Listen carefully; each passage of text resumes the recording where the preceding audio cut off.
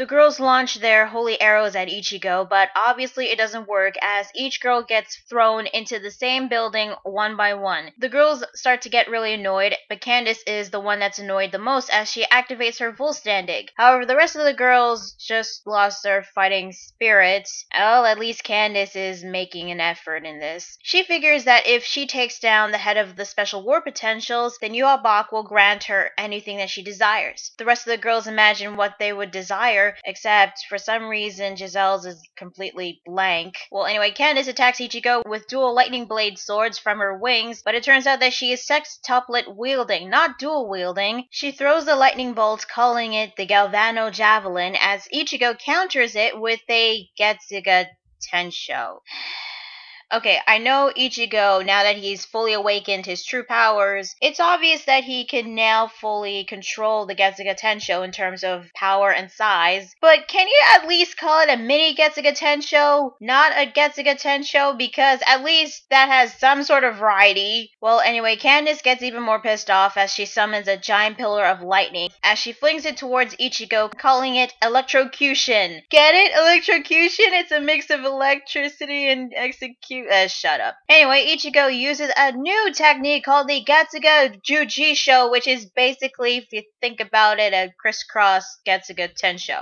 Well, it's different, at least. Well, I'll give Candace A for effort for trying to take on Ichigo, even if it is by herself, and her lightning techniques are pretty cool. The rest of the girls, on the other hand, I'm starting to dislike them a little bit more, because they just don't seem to care anymore. That is until Candace brought up the fact that if they took down Ichigo, Yhwach will give them anything that they desire. Although I don't know what Giselle desires because it was completely black. Does she want darkness? Does she want nothing? Does she want death? I don't know. As for Ichigo's new technique, well, as I said before, if you think about it, it looks like a crisscross Getsuga Tensho. But at least his technique has some sort of variety.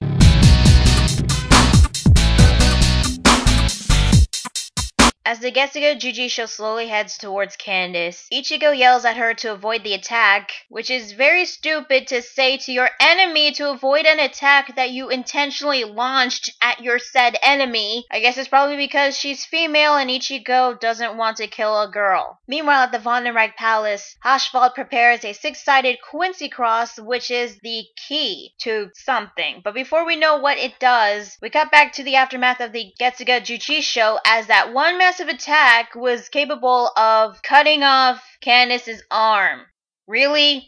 Fucking really? That one massive attack, and all it did was make Candace lose her arm? Nah, screw it. She probably used Blue Vein or something. Anyway, she calls Giselle to fix her arm, which she seemed very excited to do it, but Candace tells her not to use any blood, which Giselle gets really depressed because she couldn't really zombify Candace unless she was dead. So what she does is use the flesh of the dead Squad 11 members to regenerate and regrow her arm. But before she could even do anything, her, along with the rest of the girls, get hit by Basby's Burner Finger 1 while he's in his Vollständig, which doesn't look all that impressive, really. So why did Basby try to kill these girls? Well, it's because he wants to be the one to kill Ichigo, not them. You know what? I'm not that surprised considering that they are the antagonists of this arc, so yeah.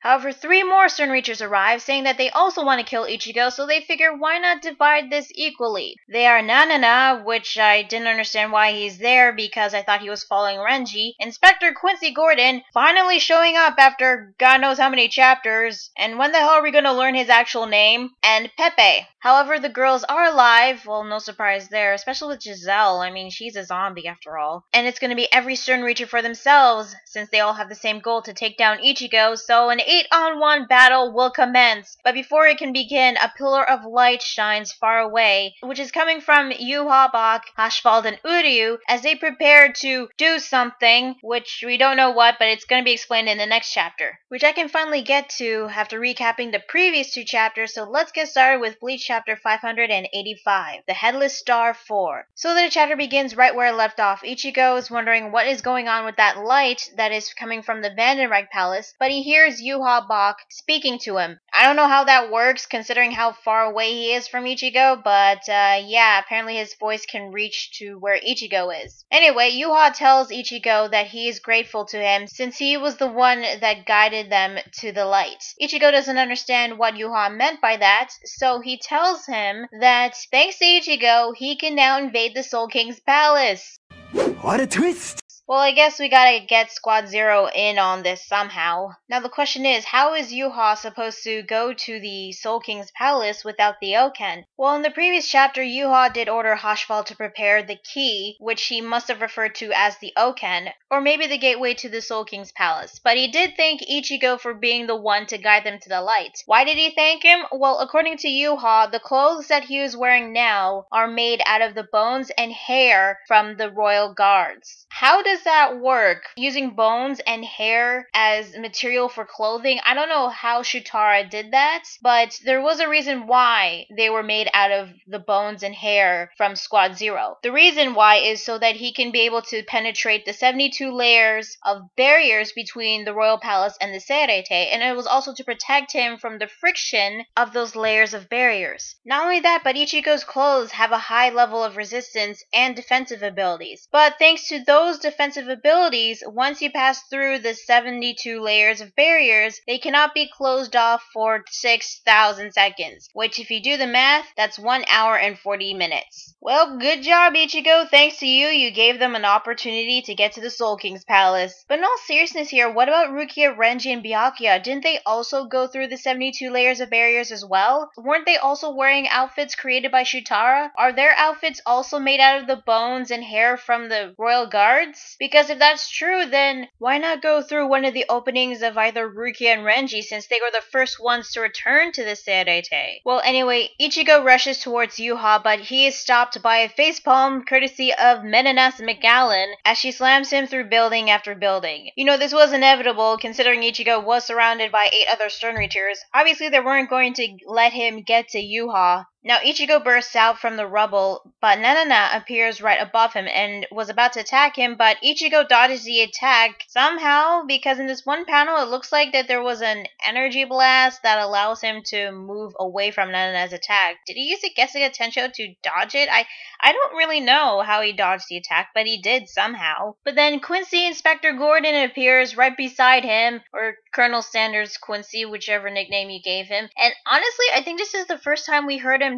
talk in this entire arc. He acknowledges Ichigo for being a sturdy one as he is about to shoot him in the head, but Ichigo manages to turn his head away from the gun the moment when Quincy Gordon pulls the trigger. He tries to attack him, but Quincy Gordon dodges Ichigo's Zanpakuto. However, Ichigo is then grabbed by the back of the collar by Basby in his Volsandig attempting to use Burner Finger 1. Why Burner Finger 1? Since he is the head of the war potentials, you'd think Basby would use like Burner Finger 2, 3, 4, maybe all 5 fingers. I mean, this is Ichigo we're talking about here, but anyway, Ichigo's in some serious trouble, but something comes in between the two and intercepts the Burner Finger 1, and it turns out to be Renji who used his Zabimaru to save Ichigo. However, he's not that grateful to Renji considering that he nearly got his neck sliced open, but Renji tells him to quit his whining and get out of here because it's his duty to stop Yhwach. Now Ichigo heads towards Yhwach once again, however Basby and Nanana attempt to follow him, but their path is blocked by something which turns out to be Byakuya Zenbonzakura as reinforcements have arrived, consisting of Byakuya, Rukia, Shuuhei, Ikakau, and Yumichika, and the chapter ends with Renji saying, "All of you are staying right here." So yeah, that is Bleach chapter 585. What did I think? Honestly, even though this chapter was a short read, it was pretty good when it got to the end. The action, albeit brief, was good, seeing Ichigo struggling against a couple of these Sternritters, although I was hoping Ichigo will take down like 1 or 2 of them. For a minute there, I really thought we were getting an 8-on-1 battle, which would seem pretty cool, but can Ichigo really beat all of them? Especially when we don't know the abilities of 3 of the Sternritters. Now, I did like seeing Renji showing up to help Ichigo, along with the rest of the Shinigami at the final page, taking on these 8 Sternritters, so it's going to be a 6-on-8 battle. So that's going to be something really interesting to see. However, we don't know if it's going to continue off with a 6-on-8 battle, or if we're going to see Ichigo confronting Yhwach, Haschwald, and Uryu before they get to the Soul King's palace.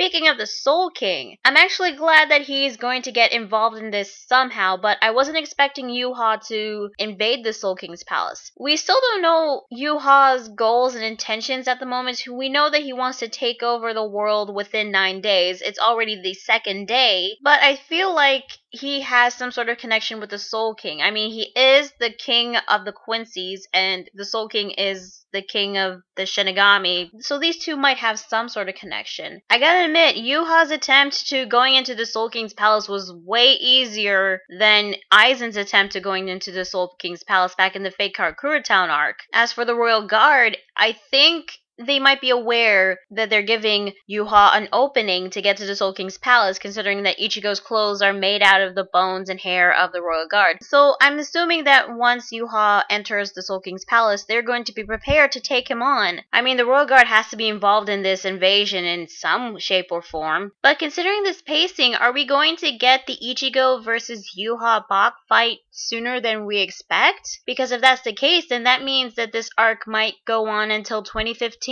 Hell, we don't even know if we're going to see the 6-on-8 battle between the Sternritters and the Shinigami. Aside from that, there are plenty of other things that need to be brought back up because they've been put aside for a long time. What's going on in Hueco Mundo with Chad and Orihime? When are we ever going to see Grimmjow again? What happened to Yachiru? Are Kensei and Rose really dead? Where is Ukitake? Where are the Fullbringers? Where is Mashiro? Are we going to see the rest of the Vizards and Fullbringers from the world of the living? What's going on with Kumamura right now? What the hell happened to Bambietta? Where the hell is Yoruichi? And also, what the hell happened with Shinji, Omaida, and Hinamori? Did they get owned off panel by the Burner Finger 3? Or are they still surrounded by the lava? Well, these questions may or may not be answered in the next couple of chapters. So overall, I thought this chapter was a good one. The action was brief, but it was still good. And yeah, the pacing was pretty quick, especially in the second half. But I did like how it ended. And I am looking forward to next week's chapter, which I'm hoping is going to commence with the 6-on-8 battle. Now, I wasn't expecting Shuuhei, Ikakau, and Yumichika to appear, but hopefully they'll redeem themselves after they're beat down by Mask the Masculine. Especially Shuuhei, considering that he has Bankai and he hasn't activated it yet. So tell me guys, what do you think of this week's chapter of Bleach? Did you like it? Did you hate it? What are your thoughts on the 6-on-8 battle that is going to commence? Let me know in the comments below. Be sure to like the video if you like it and subscribe to more videos. And be sure to like my Facebook fan page and Google+.